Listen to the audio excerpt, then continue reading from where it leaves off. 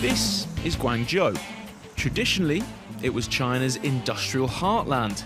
Once known for its polluting cities, today the streets are a sea of green number plates. The roar of rush hour has become a gentle hum.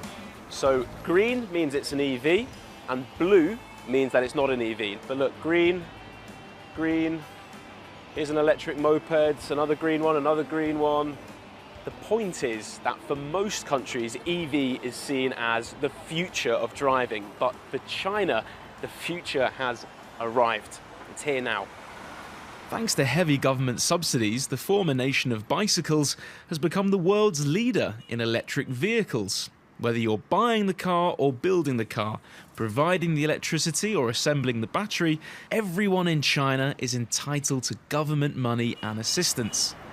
It's led to dozens of Silicon Valley-type startups across the country, but only the fittest have survived.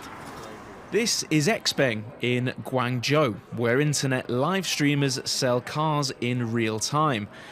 Barely a decade old, Xpeng is already in the world's top 10 EV producers. Have a look, shall we? Sure. Okay, well, we are inside the Mona now. You were saying that this is a typical car for a first-time buyer. I mean, I've seen the type of car that first-time buyers normally buy. It doesn't really look like this. Talk me through what we've got here. Yes, because we actually tailor for young customers' preference, such as this huge 15.6-inch screen with very smooth interaction with the customers. We even offer the 18 speakers as a standard. 18 speakers. Sound systems Okay. as standard. And we offer these heated and ventilation seats, which usually, appear on the luxury models. So all the comfort features for our target customers. Mike says that young people are increasingly turning away from the Western car brands that would have brought social status to their parents, and instead they're prioritizing mod-con features that the trendy domestic brands can provide. Right. We then went on a test drive of a model that wasn't even on the market yet. 导航去德利达广场。好的，我们去第几个？ Their newest car has voice activation, an inbuilt entertainment system. This is video streaming. Correct. It's also got genuinely impressive self-driving capability. The car's just slowed down by itself. By itself. My foot is actually off the brake pedal. So you're not touching anything? I'm not touching anything. And it was quickly put to the test. What are these guys doing? Whoa, these guys are going down the wrong way. These guys are driving down the highway the wrong way. Yes. To make a U-turn. Yeah. And we're still here. Yeah, we are alive. No one's been hurt. Yeah. This car's on the market for just $20,000. Having already fought off fierce competition within China, Xpeng is now looking internationally. We're selling well in Europe. We just launched in UK in March. We see tremendous interest in our products. It is traditionally a stigma attached to some Chinese products. But I would say probably it's more related to older generation of Chinese products. European and UK customers seeing China can produce high quality and very good technology products.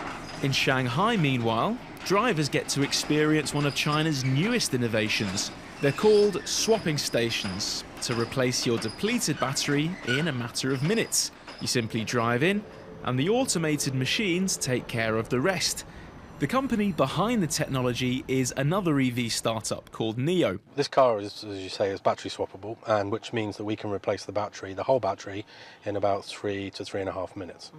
And so effectively within the system I can say and set a destination of the battery swap station, and it's therefore inform the battery swap station that I'm going to be arriving at some point in the future. When I get into a few hundred meters away, it then actually gives me, allocates me a battery and allocates me an actual sort of slot if there's already a queue. And once it's your turn, you then drive right in front of the battery swap station, you push a button to accept the process, and then it's hands off from there. So now it's going to automatically park us into this power swap station. And you can see the steering wheel is not moving because we're working with a steer-by-wire. And it's effectively will reverse us in to the station, so we're in exactly the right position.